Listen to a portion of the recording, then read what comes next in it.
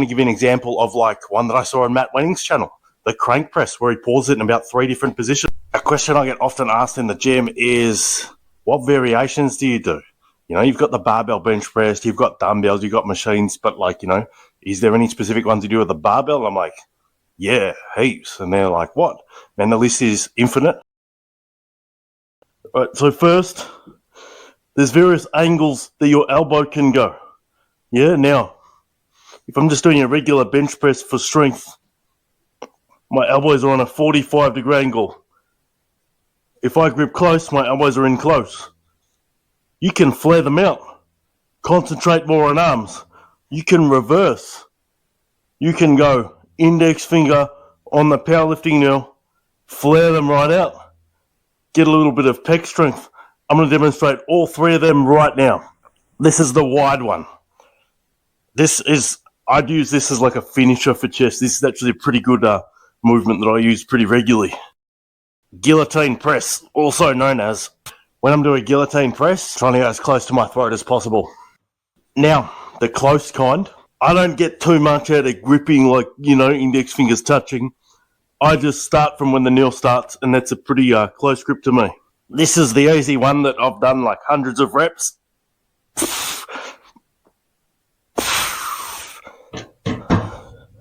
Elbows in, elbows out.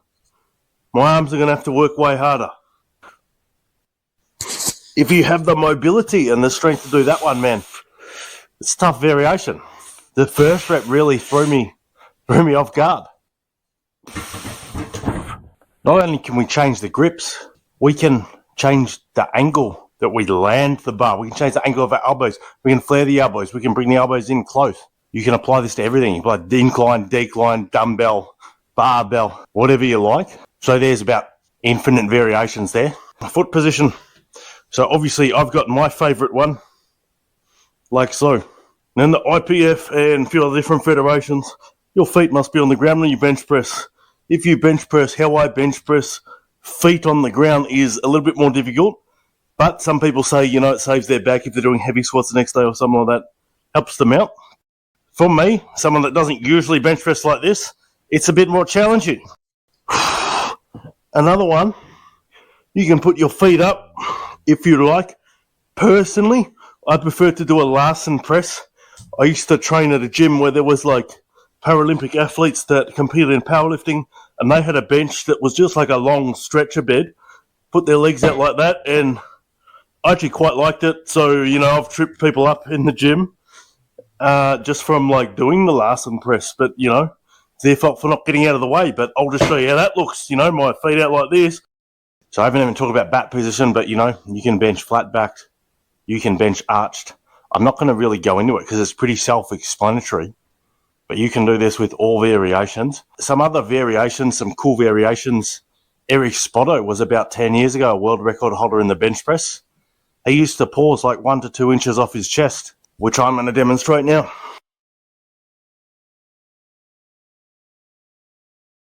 You can pause to your chest. You can also do what's called a block bench press. You can buy these blocks. I have them, but I think they're in the car. So what I will do, right, I'll just give you an example of something similar to a block. Here is a hip thrust barbell pad. I once sold this to an AFL football player's wife, and he thought it would be funny at the counter to be like, what do you want on them? Pussy pads for your pussy. Yeah, true story. He still plays to this day. He was a Brownlow medal favourite a couple of years ago. You can do pauses like that. Another thing you can do, look, I'll just leave the barbell pad on. So, you know, you can prove that it works with all variations. You can do all variations of this with a barbell pad. You can do what's called a tempo rep. The easiest example of a tempo rep is, let's just say 5, 5, 5. So that's 5 seconds each. Unrack, 5 seconds down. 1, 2, 3, 4, 5. Then 5 on the chest. 5 up.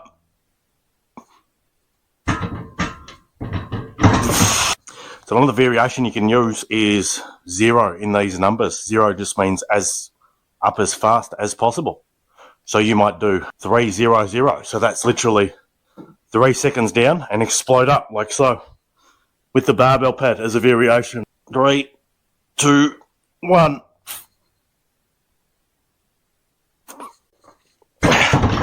Try that one for size. Another thing, yeah, you don't have to pause on your chest only. You can pause anywhere. You can pause multiple times. Matt Wenning calls it I think a crank press or something along the lines of that. I'm going to give you an example of like one that I saw on Matt Wenning's channel, the crank press, where he pauses it in about 3 different positions. You don't have to just do this with bench. You can do this with all exercises. But I'll show you how it works. 1, yeah, down. 2, 3. 1, 2, 3. Everyone can bench press whatever they bench press, but how many crank reps can you do, man? And, you know, people say, oh, it's not that specific to a maximum bench press, but, man, if I can crank press more than you, I can bench press more than you. That's a variation that, you know, your nervous system's not used to, your muscles aren't used to. So if you're just bench pressing, you hit a wall, man, you can try any of these variations and will your bench press instantly go up? You'll probably lose a little bit of skill. The amount of new motor units that your muscles will create, the neurological pathways to your brain, it's going to do your bench press a world of good.